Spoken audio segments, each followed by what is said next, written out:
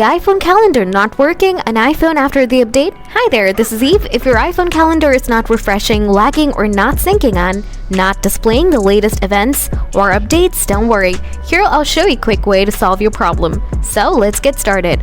Solution 1. Open Setting, tap Apple ID, tap iCloud, tap Show All, find out Calendar. Now toggle this option. If this is already enabled, then turn it off and turn it back on. Solution 2. Offload the calendar app. Open Setting, scroll down, tap General, tap iPhone Storage, find out the calendar app, tap Offload again, tap Reinstall the app. Solution 3. Sync Setting.